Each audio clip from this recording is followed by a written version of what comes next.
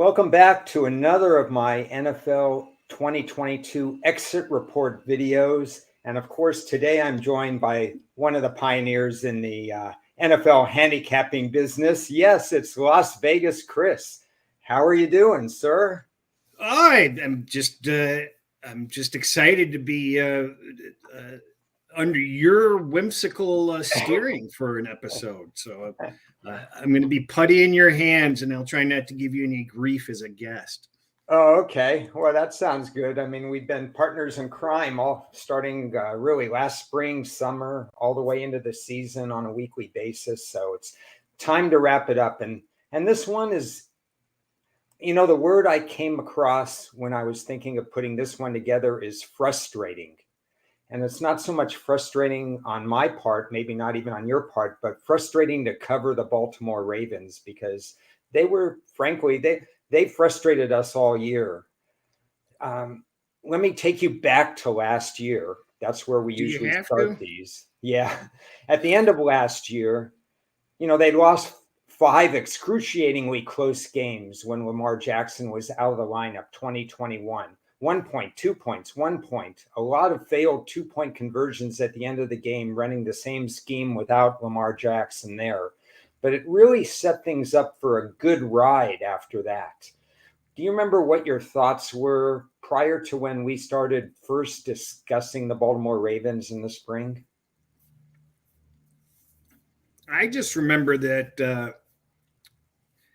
it was just disappointing. Both of those seasons are basically the same. Actually, I felt better after 2 years ago than this last year because it seemed like the backup, I forget his name, Huntley, seemed to at least have some sort of a future. And we learned this year he doesn't.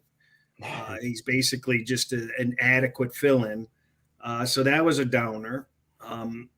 But without Jackson in that lineup, it just took everything out of them, and they were such a high quality team otherwise. And you just saw the house of cards fall, and they had those close losses, the botched 2-point conversions, the silly turnovers. They were in all those games 2 years ago, and this year it kind of just felt worse. It just really does. If I was a Baltimore Ravens fan, I'd be a little discouraged at this point. There was still optimism in the spring, a lot of optimism in the spring. One thing they did that went a little sideways that people were scratching their heads were they traded their top wide receiver. So immediately they were counting on second-year wide receiver Bateman to run the show. Of course, he got hurt early in the season, so he was a non-factor. But they had their usual strong draft, including 6 picks in the 4th round. They added 2 more tight ends. They have Andrews. Lamar Jackson was never going to be a throw-on rhythm guy anyway. Might as well have the big targets. In my mind, Chris, Baltimore said, screw the rest of the league. We're doing what we do best. We're going to run the ball. We're going to have Lamar Jackson in space. We're going to throw to our tight ends. We're going to play tough defense. We don't care about this whole passing fad anymore. We are what we are, and that's kind of what they went into. The previous year, they lost all their running backs. That's right? Correct. So, when we were looking optimistically this past season, they were going to be running back sufficient, tight end sufficient, Jackson healthy again, Huntley a serviceable backup in case of emergency. We were, everything was looking roses as far as I was concerned. Yeah, and I would agree with that completely. They tried to generate a pass attack in 2021, and they fell short. So they wanted to go back to what they did best. At this point, I usually talk about what I put on my big team sheets, the seasonal keys. So I'm going to read off the seasonal keys to you, and then you can kind of piggyback or talk about your thoughts here. The first one down below in the banner says, this is unbelievable. They allowed 57 sacks in 2021, and that needed to be fixed immediately. Even 34 for the defense is a little bit low. Their offensive line is better than that. They just needed to get back to their game. 57 sacks, who would have thought that? Did they fix it? Oh, they fixed it somewhat. I think they got in the mid 30s, I believe. Let me get my sheet out here. Sheet, where are you? Ah,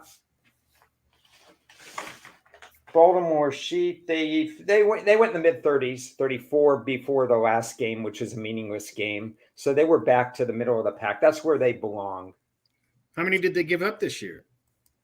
Oh no, I'm sorry, they had 46. They gave up 34 heading into the Okay. last week. So they did fix that. Again, this is why this is kind of frustrating, because a lot of the metrics tell us that they should have won the division. Yeah. So key number 2, Wink Martindale was their blitzing defensive coordinator in 2021, and he put them in a lot of uncomfortable situations. They were just giving up too many big plays. My key on the team sheets prior to the season is, how would the new defensive coordinator do? With Harbaugh said, I want to run the show. I don't want to make it the Wink Martindale show. You had any thoughts on the defensive coordinator change moving into the season? I not really. I expected the stability, because they had the injuries on the defense also the previous year. So, we were looking, really optimistic with that defense. It was supposed to be one of the best defenses in the league. In fact, 2 years ago, they were a monster defense. Am I not mistaken? I expected the same. Yeah, the run D Yeah. was awfully tough in 2021. Their pass D was probably hovering around 8 to 10. So if you put it together, the defense, other than giving up those splash plays, was not the problem. So I was cautiously optimistic there too, as far as that they would play more fundamental defense on third down. I mean, Two more areas.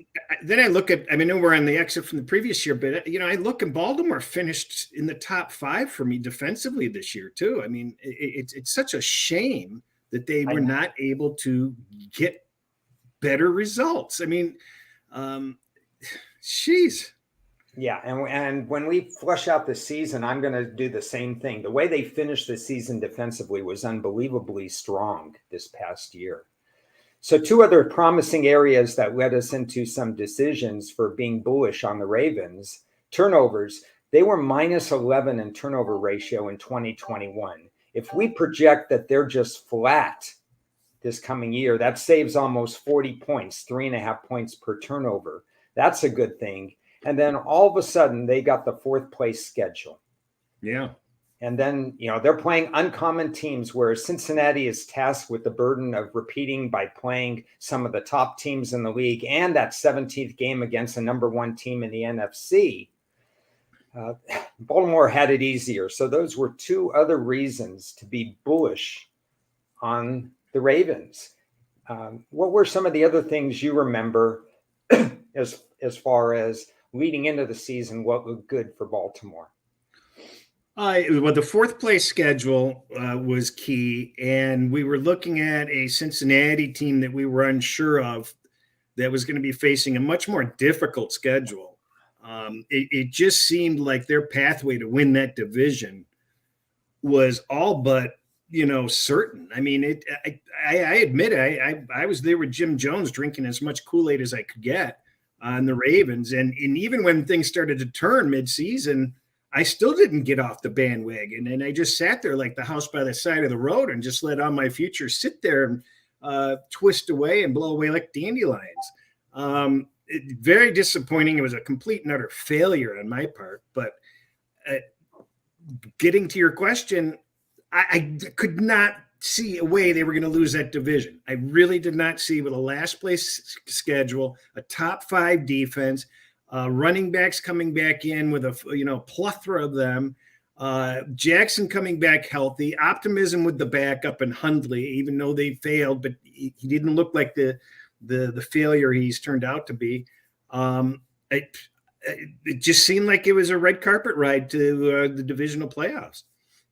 Yeah, I mean, all those points, it just, again, I come back to that word frustrating, because everything was pointing in the right direction. And let me add that Pittsburgh was in transition, because they were losing a starter. They were going to hang their hat on either Mitch Trubisky, who had a ceiling, or Kenny Pickett, who was a rookie.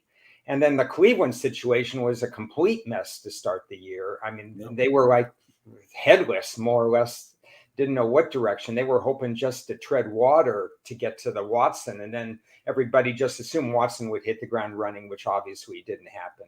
So the stars were really aligning for the Ravens. And for me, although I made a token bet on the over 9.5, the real value, and we talked about it all spring and summer, was how do you make them plus 240 to win the division?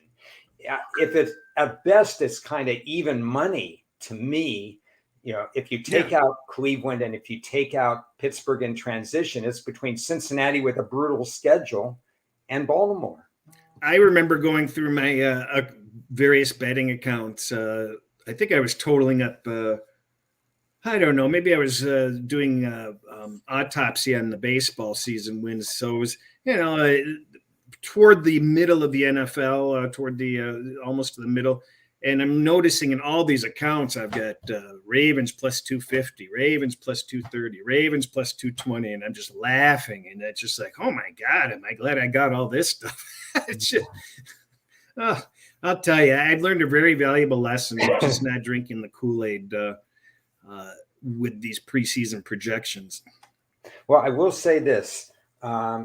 You don't want to put all your eggs in one basket, number one. But if this was this time, a year ago when we were making the decision, or even if this was August and we had plus 240, I would make the same play every single time. It's just unbelievable value. Now, the season played out weirdly at the beginning. Cincinnati did struggle early, big time. And Burrow wasn't even in the lineup. He had an off-season procedure. And so there were a lot of things going on with Cincinnati. So Baltimore took an early lead in the division. But if you remember, Chris, it was weird because their first 6 games, they had double-digit leads into the second half. Yeah. I think at least 5 of the 6 times into the fourth quarter. And they actually blew 3 of those leads, which was a record. Nobody had ever blown 3 double-digit leads like that. Yeah, and they lost a 4th one later on. That is true. I believe. They had the lead into the fourth quarter, I believe, in their first 10 games. By the time the season ended, it was the same old story. They lost by 3 points, 1 point, 4 points. I mean, it was the same old thing. They couldn't close games. And from you and I doing this or talking offline or online for the last several years, I've not been a Jim Harbaugh fan. I just don't like the way he handles late games. John Harbaugh. Yeah. Jim's okay. Little weird, but John is, I don't understand it. He has that special teams background. The team is highly efficient at special teams. They're not going to lose games with Justin Tucker, and yet they're losing games. It's inexplicable to me, Ron. I mean, I'm sitting here looking, and Baltimore finished as a top 10 team for me overall, a top 5 defense overall. And even with that anemic, horrible offense, they still were 16th in offense somehow for me. How the hell did they just literally just flame out? I mean, I think you touched base on it. There's a problem with Harbaugh. There's a problem with the coaching. Obviously, they're taking it out on the offensive coordinator. And we know that the number one goal is to get some more passing options next year, because they had no passing options for Huntley, to be fair to the guy. Who are you going to throw the ball to? I mean, you and I could have suited up and had as good of a chance of catching the ball. Yeah, that was a big problem. They had Andrews and Watt, and I mean, that was just a big problem for them. They tried to use their rookie tight end, and he did deliver, but he wasn't ready to incorporate all of the offense. He just wasn't ready as a rookie to assume more of the load. So they're still ahead in midseason. Cincinnati is starting to get better. That's a different story. The writing was on the wall that Cincy was better. But Baltimore still had the lead. They also had a game in hand against Cincy because they had beaten Cincy. And then down the road, 2 things happened. 1, Lamar Jackson got hurt. But 2, defensively, they added Roquan Smith in the middle of the year. And that's where your point was made as to how they finished defensively. It was absolutely incredible the way they finished defensively. Not counting the meaningless last game when they played Cincinnati in that last game, but everything was awkward. Baltimore was locked in. They had been closed out of the division because of the canceled game with Cincinnati and all that. But that aside, The 5 games before that, Baltimore allowed 59 points total. Their run D the last half of the season was 3.5 per carry after being 4.45. I mean, this defense with Smith in it was playing fundamentally sound, and offensively, they could not get it going. Did you notice anything at all? Because I didn't notice that much, and maybe you were hinting at that too. Did you notice anything at all with your trailing 5 weeks that suggested that Baltimore was going to fall off a cliff? They did not finish. They finished in the bottom, like around the 21st, 22nd over the final 5 weeks of the season, which isn't necessarily always a disaster, but it wasn't a good sign. I mean, it was explainable because, Jackson was fully out and, they had a tough schedule run there too. Their offense was absolutely impotent. I mean, that's why I don't know how they finished 16th overall. But it wasn't alarming, to answer your question. It was low, but my decisions to jump. So I didn't hedge Baltimore as such, but in a way I hedged it because I got high on Cincinnati.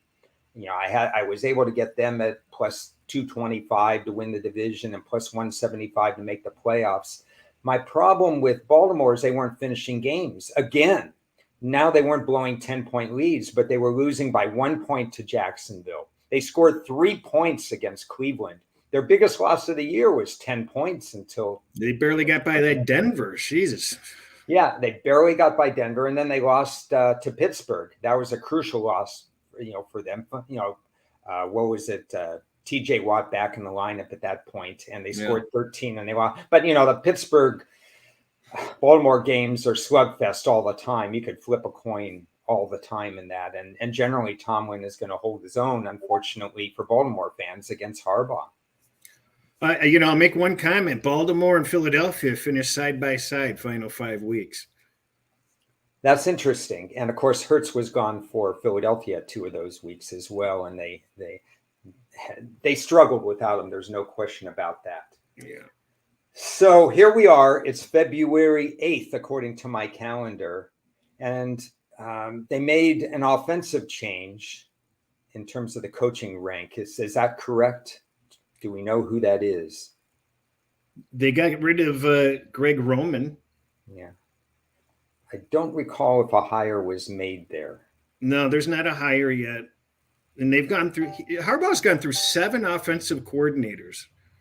Before Roman, there was Marty Mornhinweg, and I remember him from the Lions, and they deserve what they get for hiring that guy. Yeah. Mark Trestman, Gary Kubiak. Whatever happened to Kubiak? Yeah, Kubiak, he took the job. I think he had stepped down due to health reasons of the Denver coaching. Then he got back into it. Then he wanted to step away again. I think his time in the NFL, and he would have been an asset. I think he was an asset. He saw a big picture with the offense. Yeah, so here we are. What can Baltimore do differently? You mentioned wide receiver. Even though they want to still be a smash mouth team, and they're not going to throw on rhythm, they've got to add something to the wide receiver room. What else? Well, Mark Andrews was quoted yesterday saying the narrative about the wide receivers has to change. I mean, there has to be whoever comes in and handles this offense has got to start paying attention to the receivers and get them more in line with what it should be. Yeah, they're still one of the top special teams unit. They're going to sign, if they don't already have under contract, Roquan Smith for the long term, which really stabilizes the front. They can always use somebody in the back. They can always fine tune in the defensive secondary. Actually, their pass defense number slipped this past year. So I'd like to see them improve in that area. When you have 46 defensive sacks and you're still allowing 2 out of every 3 pass completions, you have to shore up your pass defense. I'm still concerned with this $100 million gap with Lamar Jackson. I don't know. I'm not sure what I would do if I was Baltimore. I really like the guy. Yeah. And you want to treat the guy fairly, but you can't do it at the expense of your organization. I don't know how long this guy's career can last. Well, everybody's pain tolerance is different. And this is a question, I have for you. We don't know his body or whatever, but we have 2 years in a row where either the organization has suckered the public or hiding something or whatever, where they say Lamar Jackson is close. Lamar Jackson is close. Yeah. And he never played. And that's 2 years running that we Yeah. thought he might be in next week. He might be in the following week. He had a lot of mysterious Wednesday practice absences for personal. So I think they were hiding something big. I think even Jackson either tweeted out or made a statement at the end of the year. You don't know my body. You don't know what I'm going through to get ready and stuff like that. But 17 game seasons are hard on the body, especially when you run as much as he does and take as much punishment as he does. That system is not a pocket passer system. No, it's going to be interesting to see what they do. And he could be pretty disgruntled if they franchise him. They can franchise him, correct? Yes, they can. Yeah. And he will be disgruntled, and it will be making whatever the going rate is, 35 million plus to do that. But it's 1 year instead of a guarantee. Yeah. What he wants is 4 or 5, that $100 million gap that we're going to see. The team like Cincy is still lucky. I mean, if you look at the rest of the division, it's going to get tougher, even if Baltimore is better. Cleveland, full off season with Deshaun Watson. I don't know what happened with their defense. I'll probe into that later. Cincinnati isn't going anywhere. Joe Burrow, Chase, Higgins, they're all on rookie contracts. Yeah. They draft well. They've drafted a couple people in the secondary. And Pittsburgh's not going anywhere either, as long as they can keep TJ Watt healthy, and now they have Pickett, and he's got some confidence. The division was winnable this year. I think it's going to be tougher next year. Yeah, it is. Baltimore is going to, is in trouble, is in dire straits of possibly getting lost in the shuffle of like, boy, just maybe they'll always be an underachiever and won't hit the pinnacle that they certainly deserve to if they'd ever stayed healthy. I mean, it's getting to me like San Francisco. I mean, Baltimore is the San Francisco of the AFC, in my opinion. Interesting thought there. Yeah, I'm always leaning under with plays. And so for Baltimore to be one of my 3 plays that I had over, I had to have firm reasons. And I think I had a plethora of firm reasons this year. And those reasons are going to go away because of the rest of the division, because of uncertainty about the passing game and so on and so forth. Question for you, Chris, is I would squarely put Harbaugh on the hot seat right now. I mean, sometimes, even if you're there for 9, 10, 11 years, you have to make a change if you're not getting to where you want to be. The organization feels like it should be in more Super Bowls and in more, at least in more AFC championship games, and they're not doing that. I think this is a crucial year coming up for Harbaugh. Well, should he be? Yeah, but I don't think he's going to be. I think he's in one of those spots where, you know what, you're gonna stick with what you know, and you're gonna get by with what you know. I think we see it every year with the 7 to 10 coaching vacancies that come up. Who are you going to get that's better? I mean, we know that Harbaugh is not perfect; he's flawed, and the organization deserves better. But who are you going to get? Yeah, it is a tough call, but I just think complacency tends to stick in. Are you satisfied with going 9-8, 10-7, even 11-6, but exiting the first or second round of the playoffs? Not with this roster. I mean, I think we've seen it in professional and collegiate sports that the people like the Michigans and some of the other teams that got spoiled with similar results, they dump their coaches and they think that they're God's gift, and all of a sudden the organization hits the floorboards for a period of time because it's not as easy. I mean, USC went down the drain, Texas went down the drain, Oklahoma, and a lot of NFL franchises do also. I think you cannot be in a hurry. I mean, obviously a different coach would help, but boy, you really need that right situation. You really do. Yeah, I think you make a great point there because organizations sometimes are too quick on the trigger. and they get rid of somebody, they think that it didn't work out, and then it does get worse. And maybe you get lucky and you have a Cincinnati where you have a Zach Taylor who is expected to have a short reign as coach, and now back-to-back years they've done very well. So we'll see what happens there. Any final thoughts about Baltimore? Again, go back to frustrating. I think we had the right side. It just didn't deliver. Yeah, those are the cases that we run into sometimes. My NBA is not doing well because I'm 1-11 over the last one score games, and sometimes things just don't go your way, and you've got to go. And that's the way I felt with Baltimore these last couple of years, and somewhat with San Francisco is, hey, you can't control the injuries, you can't control the peripherals that affect these results. You just want to make sure you're prepared to put yourself in a position to win as best as you can, and they've got to play the game on the field. And I think I'm going to be a lot more cautious with Baltimore coming next year, just because I don't know where Jackson's head's going to be. I have a feeling he might get franchised. You're integrating a new offensive coordinator. They definitely need some more receiving help. They're not going to have the easy schedule. Like you said, Pittsburgh and Cleveland are looking up, and Cincinnati isn't going anywhere. Yeah, excellent thoughts to close this out, because it's just not going to be as easy this time. I love the fact Baltimore always seems to put themselves in a position to be at or near the top of the NFL food chain. Now the question is, can they take that next step? So I'm not washing my hands of them. I hope that they do well. I hope that they do well. Yeah. I'm not washing my hands of them, but just going to be a little bit more wait and see next year. That's for sure. Those were the words that were in my mouth there too. Wait and see.